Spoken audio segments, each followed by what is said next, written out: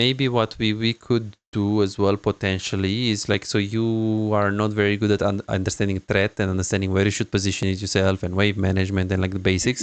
So what we can do sometimes is we can do a session where I play Severe, and I can even go on your account if you want me to play in your rank, or in any rank, and I play, and while I play I explain what I do, why I do, and on the spot you can also ask questions, about why I do what I do. So you're basically gonna kind of watch like a pro player, but you're going to be able to ask, hey, why this, why now, why did you do this, why did you recall, but what about this, what about that, what about it. Can be pretty intuitive for you to like understand the proper macro, and you will see how I play, like when people use their abilities, how I respect abilities, why I do things. I think it's an option that we can try it. What's up, guys? Besides here, in today's video we will learn laning phase on AD carry, jungle awareness, jungle tracking, wave management, trading, and game plan with matchup. So this is a great video for you. Are you below master tier? This is a great video for you to learn, because this is for low elo. This is designed to help you. My name is Bizais. I'm an AD carry specialized coach with over 4,000 hours coaching players just like you. So if you watch this video, I guarantee you, you're gonna learn so much about AD carry, and you can apply right away. Be sure to like, subscribe, and hit the notification bell to make sure you don't miss out any bit of content from this AD carry specialized channel. Enjoy. Because the reason I think it's good to watch is because I know I'm not at all like carrying the game. Okay. But I feel like I'm doing okay for my standards. Okay. And yet I feel like I'm not at all in control of the game. Mm-hmm. Like yeah. I mean, I would say that if I play like this in general, I don't feel like I played a bad game. And yet, after having played it, I feel like it was just a coin flip, the fact that we win. Yeah, I mean, judging off your stats, I think I agree with you, because you have super like average stats, Like it doesn't make me feel like, okay, this guy's gonna play 100 more games and he's gonna, climb. No, it's just average, Average. Okay. Yeah. So tell me more about what you're looking to do on Sivir in general in the game before we start. Okay, so in general, I try to get the push early. Why? At least to crash the first two games, to avoid getting poked. I mean, I feel like it's much easier to stay healthy when we have the push. Okay. So for the first two waves, and then I try to repeat if I know I'm being pathed towards, or let it bounce back. And then overall I just try to stay healthy and farm. I focus on the farming a bit more lately. I have a better farming than I used to quite a bit of time ago. I was really bad at last hitting. I'm a bit more focused on that lately. And then I try to hit my third item or 2 or 3 item spike and output a lot of damage with W in fights. Let's see. So we have a very narrow thinking about how the game works. So it's basically you're telling me like, so let me make you understand. So I play Amumu and I farm the whole game, and then if I have 6, I gank. Yeah. That's basically what you said. Well, yes, but you can also gank before level 6 on Amumu. You can make plays with Amumu. You can be aggressive. Well, his main goal is to farm and be safe, but there are many cases where you can be proactive depending on the game. Yeah, but again, this is the general guideline. I mean, maybe you should ask me specifically if I have this matchup or this matchup. Yeah, so Sivir is very good at pushing and very good at like managing the wave. The thing that she does well is not necessarily all-in or trades. She can do it because she has decent all-in with a little tempo, but she has poke. Okay, so she's a little bit of a Caitlyn without range, if you want, and because of her Q. So she can be a lane bully. She's not a traditional lane bully, but if she's matched with a correct support, she can poke. She can win the lane. She's not only about farming. I mean, yeah, if you're telling me you're playing against a Draven with a Nautilus and you have Sivir Yumi, I mean, I would lie to you when I say that, oh, you shouldn't just farm. No, you should just farm. And yeah, okay, if you queue Draven and try to poke a little bit, sure, it's fine. But realistically speaking, this is a lane where you should scale. So we've got few types of the lanes. We've got Sivir that can play safe, but if you have a Karma with you, you can play aggressive. And if you get the push, you can poke them, especially if they have like a melee support. You can easily poke them on the tower and you can win the lane. You can stomp the lane. You can play it aggressive. So this is a lane that is winnable. It's also a lane that is winnable for them, because they have Alistar and they can just go on you.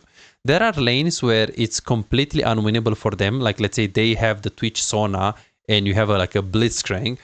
Like, it's very easy to win this lane. They should play safe, and if we hit the hook, it's so easy to win. So this is a lane where you win hard and they should play safe. There are lanes where...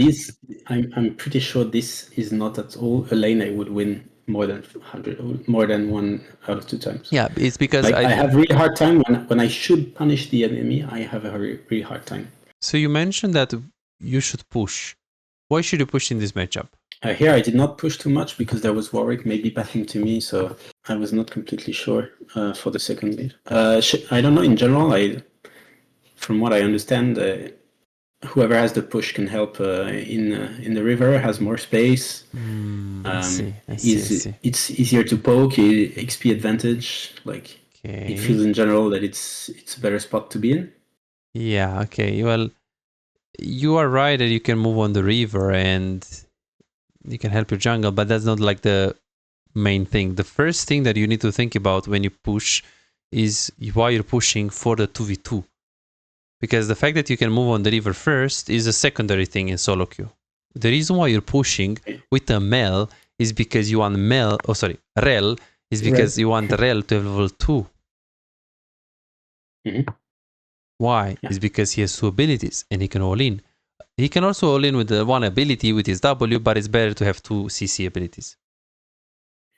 So this is why you want to push, because you want to facilitate your Rel.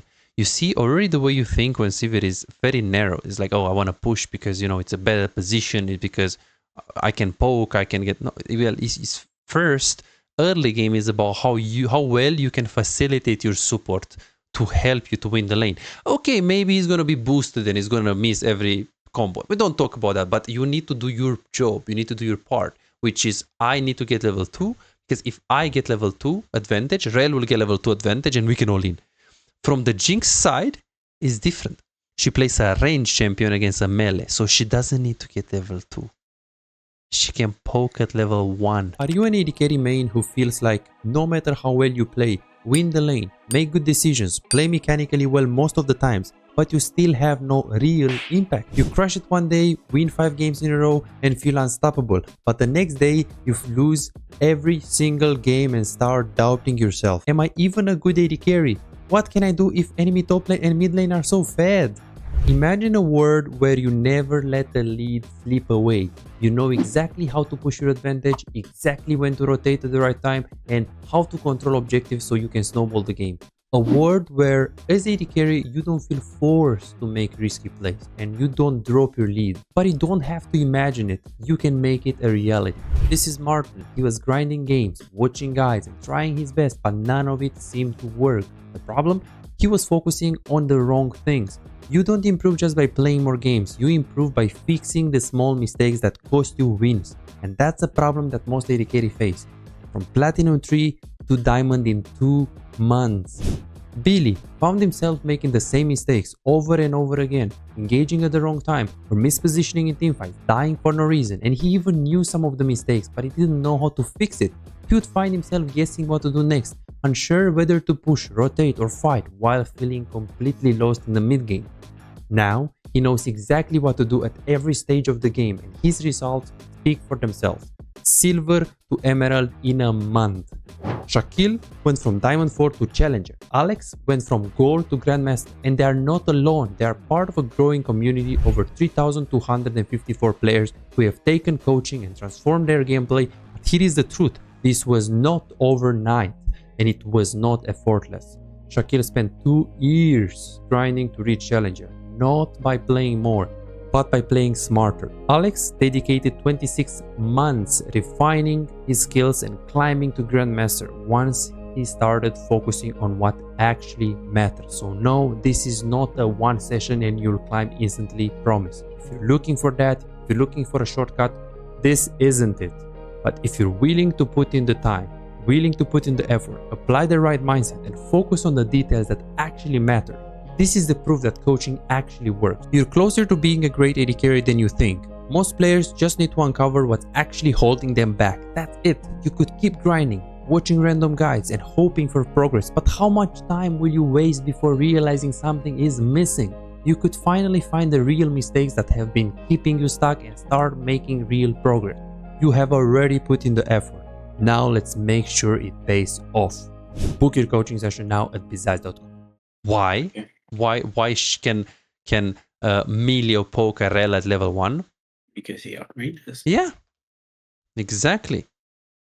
Exactly. He outranges, and if he's good, he just uses that. Especially with Jinx too, because Jinx also has more range than Sivir.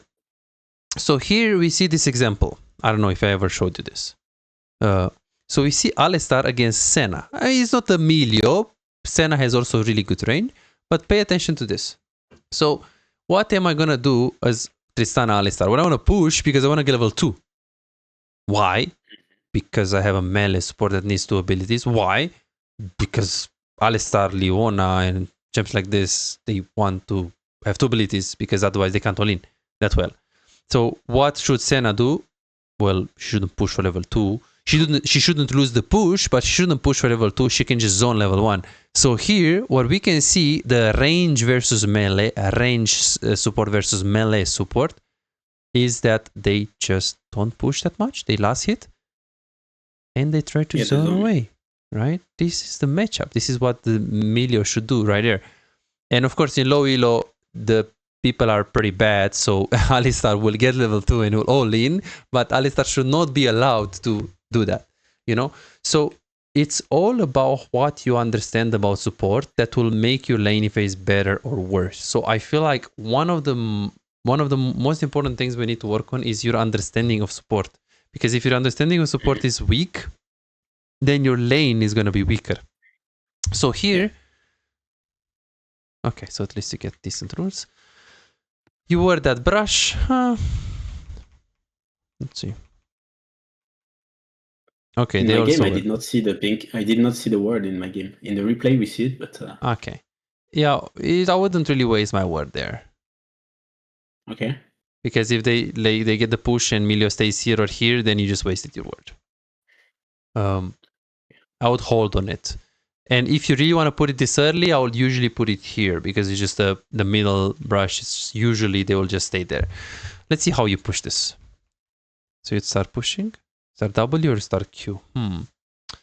I wait until I know. I think I start Q in the end. Okay. Because I do not want to hard push. I just want and then to you just poke. Okay, that's not bad. Very good. Same thing, right? Like, okay, I guess you didn't like know. I was a bit slow and I did not expect him at all to do that. Yeah, Rel is one of the zone. champs that, yeah, but you can't zone as Rel. Like, what are you going to do? Stay into the brush and then go here and do nothing?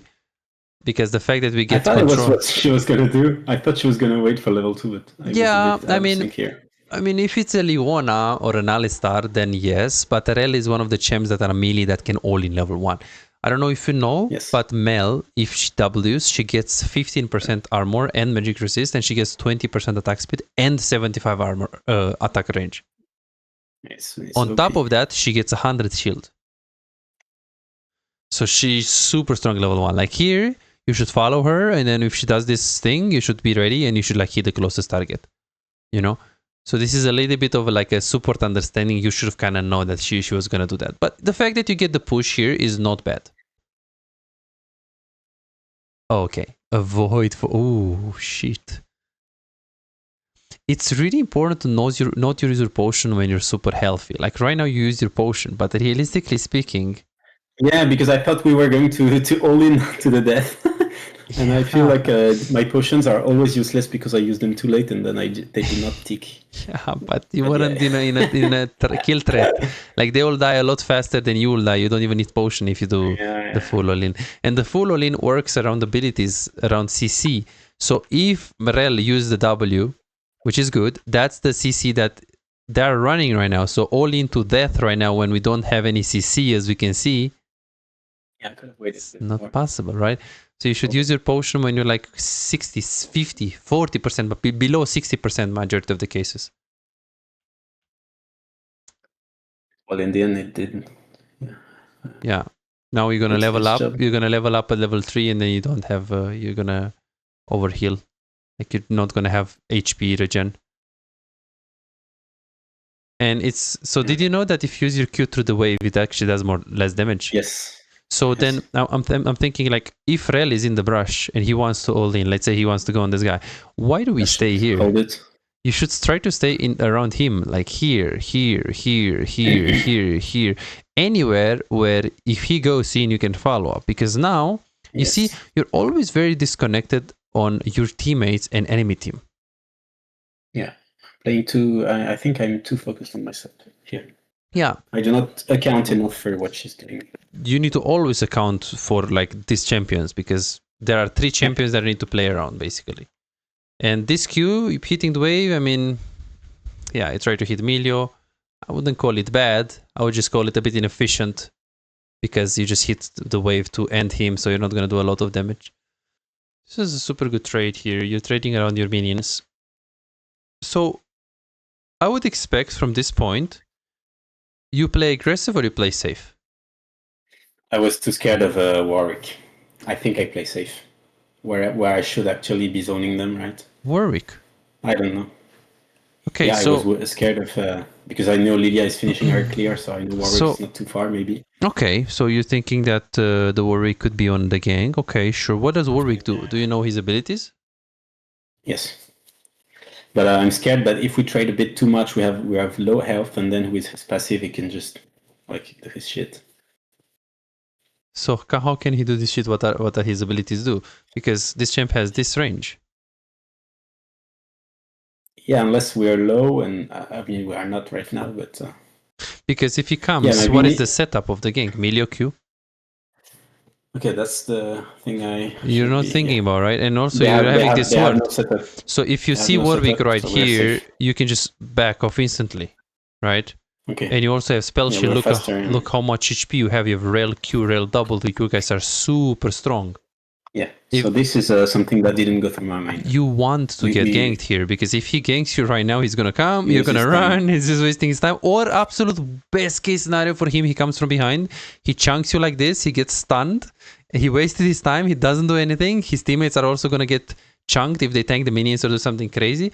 So we shouldn't really be scared in a situation like this. Plus, like look how you play. Like since it's no setup. Like if it was Nautilus and it was like a Lee Sin, maybe don't go more than half of the lane if they have like a super strong setup. But now they don't. So as long as you're not going over this line, you should be fine. Okay. Because it's Emilio and Warwick. If you just stay here and you see him or stay here and you see him, you just run. So now you can just, if you click here and you use your Q, I mean, what can Warwick do, right?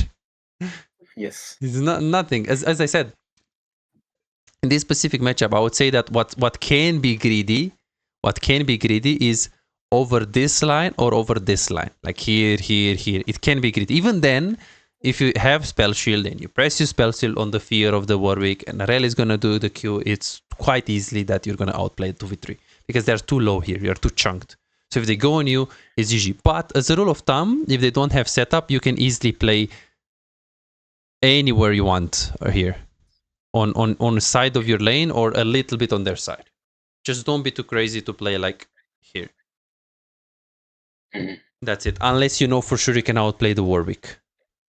Like think about if Amumu, like if you're seeing this, like let's say you're Amumu and you're here. I don't gank. I don't go gank. Right, exactly. So why don't you think like that? Yeah. Right. It's like, what would I gank? I'm gonna go and like what? Sivir has spell shield, and let's say this is not Sivir, it's like a Jinx. I wouldn't gank if it's a Jinx and Watamumu. Look at my team. I think in general this is a big problem of mine. When I see strong players, they stay in lane much more than I do. Yeah. Like I recall a lot, I'm scared a lot, I recall a lot, and I think I lose a lot of XP because of this. Yeah. And yeah, this has to do with the fact that I'm scared most of the time. Yeah, it's really like kill threat. And also that I use too much mana. But okay. Maybe this is a good lesson for today. Like just playing around kill threat and how we can improve this. Just watching pro players and just trying to play more support, I think. Yeah, because here they farm for free. They farm for free, yeah. And I completely messed up here. I wanted to make her lose the cannon and I lost it and she did not. So. Yeah, I mean, that's a smart thing to do. Like if you're trying to pressure her, okay, it didn't work out, but it is a good intention. Like hopefully next time you're going to, be more successful. Yeah, here I do not want to base because why? The waves. Because I will lose the wave. But you just push the wave. Like right now you just crush the wave. It was the cannon wave, right? So the next one is will die before I come. Wait, so what happens if you recall here? The next wave dies before I come. Okay. I mean, if the next wave is a cannon wave, it stays alive long enough. But okay, let's see. So you're in this position. You click in the brush. Takes 1 second. Then you press B for 8 seconds. Okay. I mean, if they do not recall, right? Yeah. What do you mean if they don't recall? Like if you click here and you press B, what is Jinx doing in the meantime? And she pushes the next wave.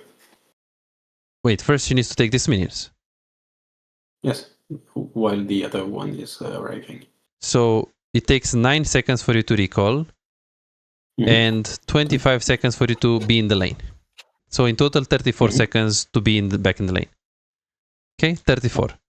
For her, she takes minimum 5 to 6 seconds to take this wave. Okay. And then the next wave, what is the next wave? Well, this wave takes minimum 15 seconds. I mean, when my recall ends channeling, my wave is in the middle of the lane already.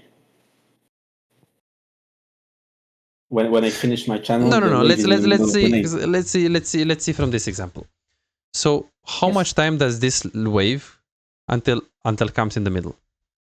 So we already calculated how much time it takes for you to come back in the lane. Let's say 12 seconds. Let's say 12 seconds. So we calculated that it takes 6 seconds, roughly speaking, for her to take this current wave.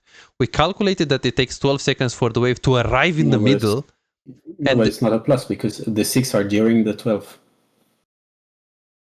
Okay, sure. So let's say it's 6 seconds for her to take the wave, and then in 6 seconds that wave is like there. So how much from there to the middle of the lane? 6 again, 6, 8. I mean, in my scenario, she goes forward up to my turret to fast push the wave. Okay, so let's say it takes 8 seconds for the wave to be in the middle, and she's already on the wave.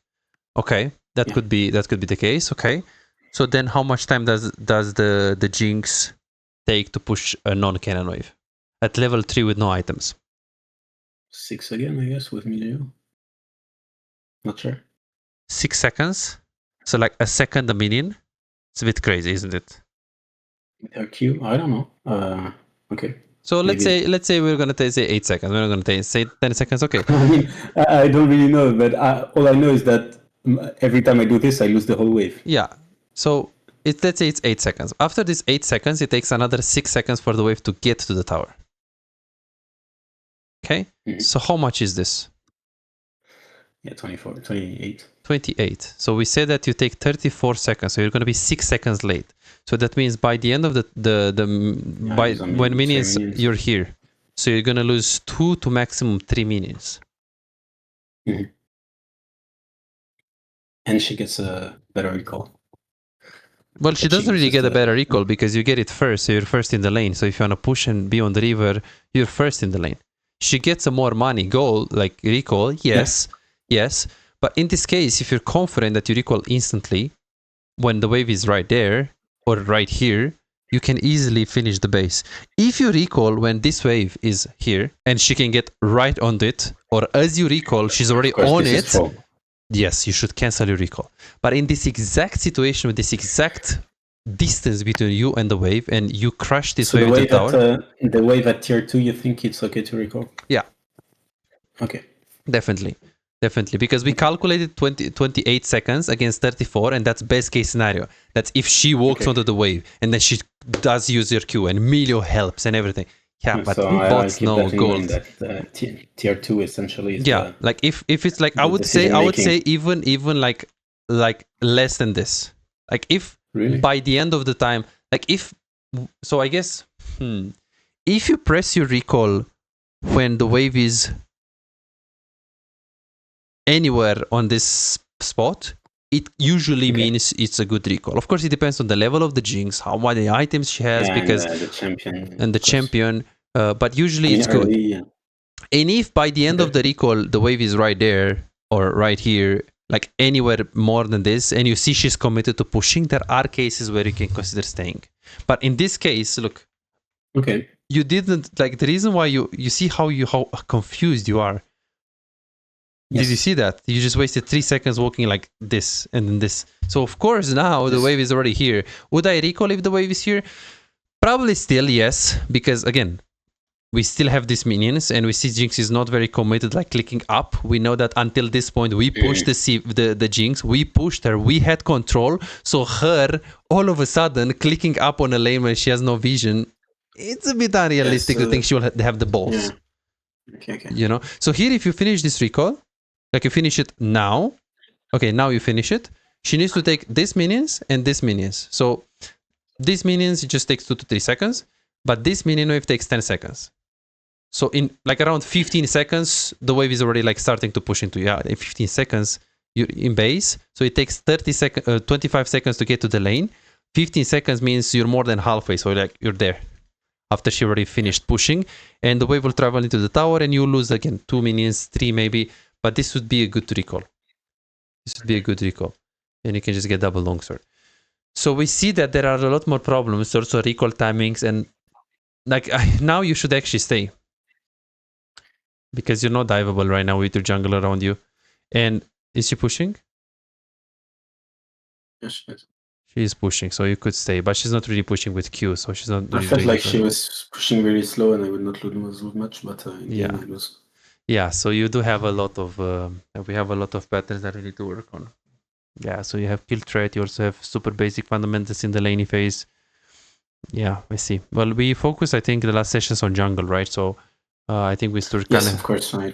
Yes. We kind of start from scratch, I think, with AD carry. Okay, I see. I think like, she's greeting us. Okay, here, this is the situation. She did not recall, right? Yeah. I'm not sure. Yeah, I feel like in this situation, she should pay a huge price for not recalling, and I do not know how to make her pay. Yeah. Is it because she's in a good spot and she cannot be punished, or? No. It's you need to play. You need to do different things. Like you got stack waves and you got back to the lane, and again she crashed, but she didn't recall for some whatever reason. So like now, you can just fast push, which you did. You use some mana. That's nice. Check the trick, sure. Crash this wave because you don't like the wave here. You missed your Q. And now this wave is actually coming into you. There is no reason for you to push this. Like what is? Let her lose the minions. Okay. Yeah, like what is she doing right now? She's recalling. I was just walk up right here and just stop the recall. Why would you crush? Okay. Stop her recall. Keep her in the lane. And if she recalls, then you crush. Because then, well, yeah. If she recalls, then you can crush. Okay. So here I felt like she had no choice but to recall. So I was happy with her recalling, but she did not even recall. Yeah, you could have just stopped the recall. Like, why would you be happy when she recalls, when she clearly farms so much until this point, and she has BF Sword in base? Why would you let her get BF Sword, and when she comes, she just kills your ass? You know? Yeah. Like if she recalls for a super good item, don't let her recall, because if she comes back in the lane, we know what's gonna happen after she has BF sword. You're not gonna be able to play the lane very well. Yeah, so it's all about recall timings, understanding what to do with the wave, understanding what support does, understanding like what any medic can do. So it's very unlikely that you are in a position where you can say, oh, yeah, she's not in a spot where she can be punished. No, we just need to optimize a few things and change a few decisions that we can make her be punished. We can force her to be punished. Okay, good. So I guess moving forward, yeah, I think VOD review is still like the best approach. Maybe what we could do as well potentially is like, so you are not very good at understanding threat and understanding where you should position it yourself and wave management and like the basics. So what we can do sometimes is we can do a session where I play severe, and I can even go on your account if you want me to play in your rank, or in any rank, and I play, and while I play I explain what I do, why I do, and on the spot you can also ask questions, about why I do what I do. So you're basically gonna kind of watch like a pro player, but you're going to be able to ask, hey, why this, why now, why did you do this, why did you recall, but what about this, what about that, what about it. Can be pretty intuitive for you to like understand the proper macro, and you will see how I play, like when people use their abilities, how I respect abilities, why I do things. I think it's an option that we can try it. Okay, maybe. What do you think about it? I don't know. It feels like if I like it feels a bit like there might be lots of cases when I would not take too much from it because I do not see what I should ask, or I don't know. Yeah, because I will I explain think to you exactly what I'm doing, why I'm doing. Like, hey, I'm pushing this wave because of this reason. I'm recalling here because of this reason. Well, I'm buying this item because of this reason. Like, I will give you the reasoning behind each decision making. okay. But if you don't think it's productive, then we can keep the VOD review. Maybe we can try some lives. So we don't have to try it if you don't think it's I helpful. mean, you're the coach. However you feel should be I think one time we can try is it, like probably the best way. 40 minutes. And then if it's good, it's Okay. good. Then we continue. If it's bad, then we can just do the normal stuff. So there's that. Okay. So how should we do with the weekly program? Like, any idea on like when you'd like to try, or do you have any more information, or should we just wait a little bit more before we? Yeah, so I will have information soon. So it will either be for me the week of the first week of September Okay, or the third. the third, which is The first or the third. For now, I'm not sure, first, but I will second, know very soon, like tomorrow or the day after tomorrow. third. Yeah, okay. Yeah. So for me, I think the first works the best. But you tell me, and then Okay. we go from there. Okay. Yeah, it depends of my work, so I'll just have to see. But I think it will. I mean, if it's possible, I'll choose the first week. Yeah. And then yeah, I think realistically, if we can do like one session per day, and I would also be able to play 4 or 5 games every day, I think it would be a good idea to use what I learn every session and give you feedback the next session Yeah. and Totally. move on. Totally. I think it's gonna be a very good idea. We can also alternate with VOD reviews. Yeah, it can be very nice. I think you're gonna learn a lot with the program, and we just do kind of every day or maybe every second day. Like I can do, like Yeah, we'll see. or whatever is better. Yeah, we can make a plan. So far, I think you should just Okay. work on this skill thread thing. I personally feel Okay. like if you could play 1 to 2 games on a different champion, uh, it would be more productive for Support you. specifically or You can also play mid, but I would say that support maybe first, because it's the one that you're interacting the most. And I feel like if you play normals, and of course normal games, by the way, not anything else, or you can play yeah. in ranked on a different account, whatever. Yeah. But ideally, supports that, Get banned. yeah, Yeah. don't like supports that once they use their abilities, they're pretty useless. So you can kind of understand the threat.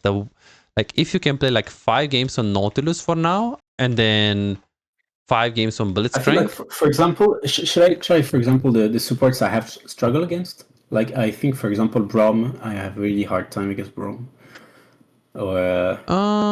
You can, yeah. Or it's not I especially would say relevant. that it's better to play the basic ones first, like Blitzcrank and Nautilus, Okay. so you can kind of.